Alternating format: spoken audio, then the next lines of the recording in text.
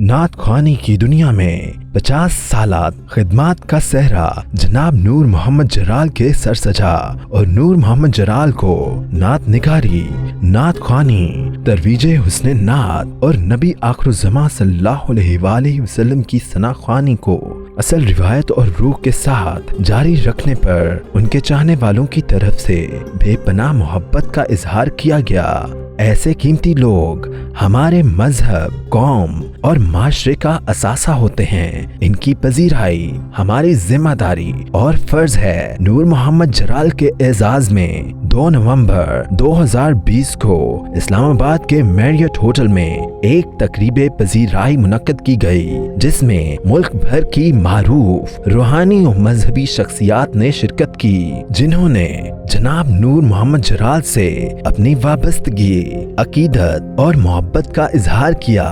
शुरका में तकरीब के मेजबान कारी सैयद सदाकत अली, इस्लामी नजरियाती कौंसिल के चेयरमैन डॉक्टर किबला एयाज साहब, साहिबजादा डॉक्टर साजिद रहमान, अलामा अमीन शहीदी, अब्दुल्ला गुल, एम्बेसडर आरिफ कमाल ने तकरीब को रौनक बख्शी।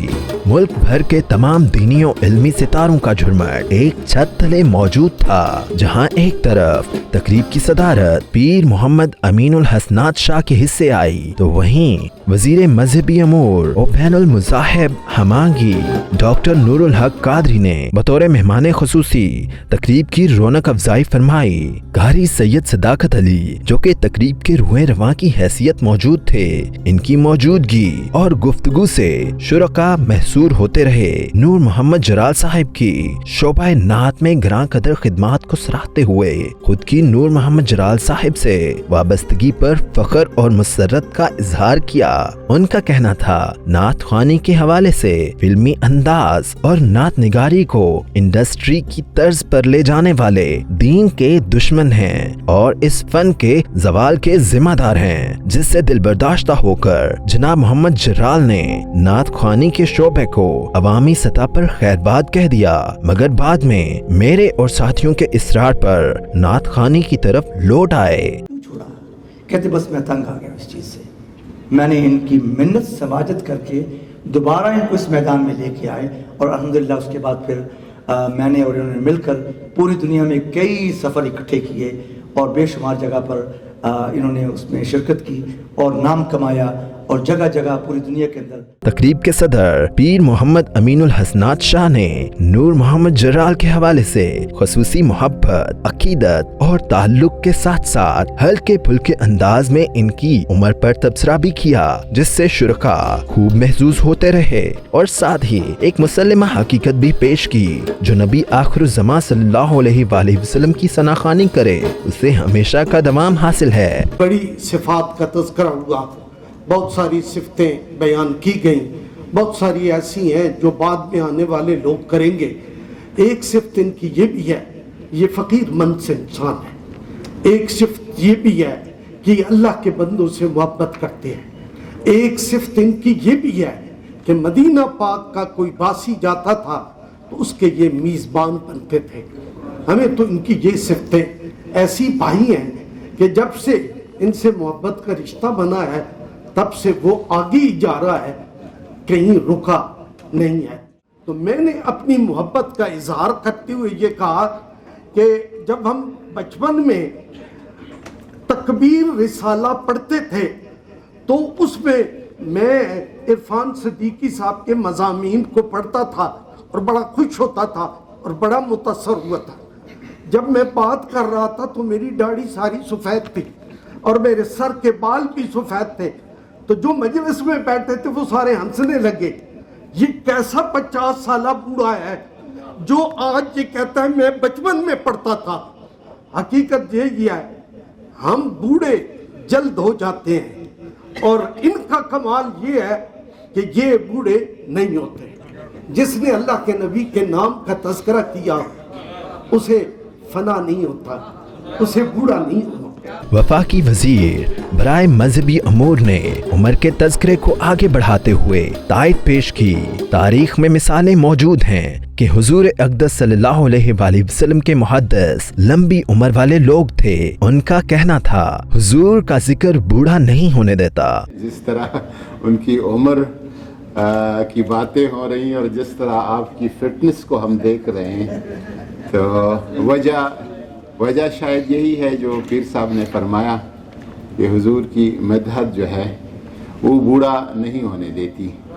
اور میں نے کہیں پڑھا ہے کہ محدثین جو ہے جو اللہ کے نبی کا حدیث سناتے ہیں لکھتے ہیں، محدثین لمبی لمبی عمروں سے ان کی شہرت ہے کہ ان کی عمریں بہت لمبی ہوتی ہے.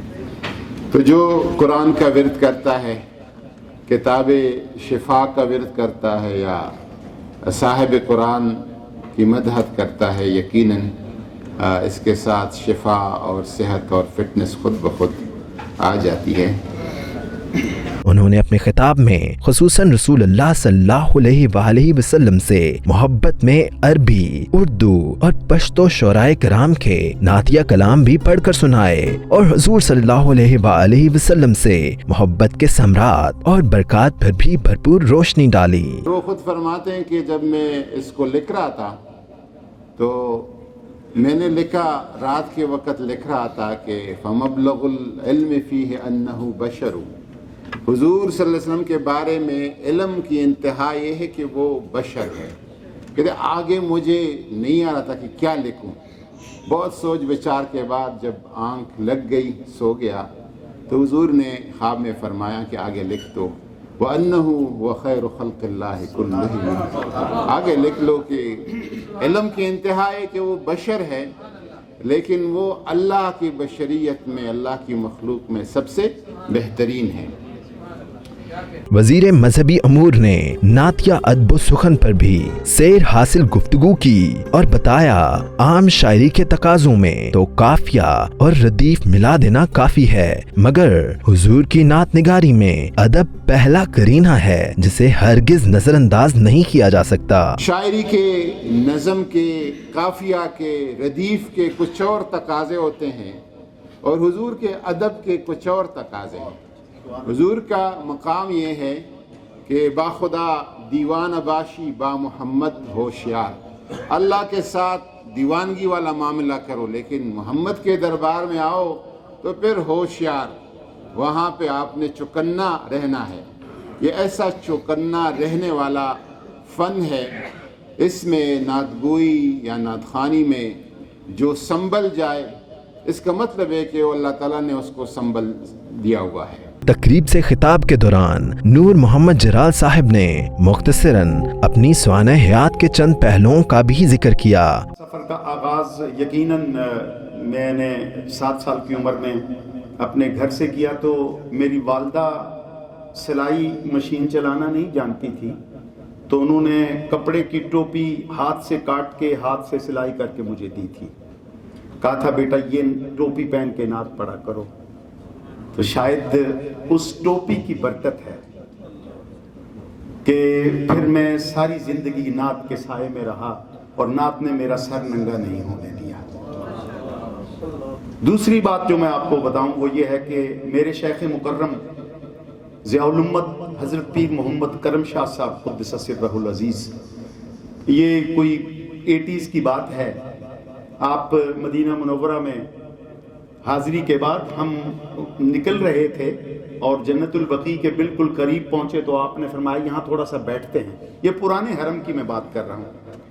تو میں نے جب وہ وہاں پہ بیٹھ گئے بالکل بقیع شریف کی طرف منہ کر کے، تو کچھ لوگ آئے، انہوں نے کہا جی کچھ پڑھنے کے لیے بتائیں. تو آپ نے بتا دیا. تو میں نے بھی موقع غنیمت جانا اور میں نے بھی کہا حضور مجھے بھی کچھ پڑھنے کے لیے بتائیں. تو آپ نے یہاں پہ تھپکی دے کے مجھے کہا جو کرتے ہو نا، جو پڑھتے ہو یہ افضل وظیفہ ہے، یہی پڑھا کرو. پھر وہ دن اور آج کا دن میں نے کسی سے وظیفہ نہیں مانگا اور پھر میں یہی پڑھتا رہا. لفظوں سے پہچان اور لفظوں سے شناسائی حضرت حفیظ طائب رحمۃ اللہ علیہ کے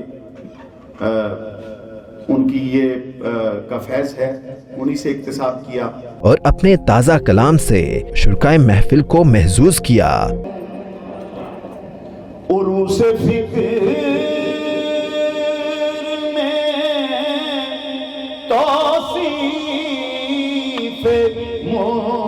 صفا رکھی ہے، یہ ایک خوشی غم حالات سے چھپا رکھی ہے۔ تقریب میں شہر کی معروف کاروباری شخصیات نے بھی شرکت کی۔ پریس کلب کے سابق صدر اور صحافتی رہنما جناب افضل بٹ بھی تشریف فرما تھے۔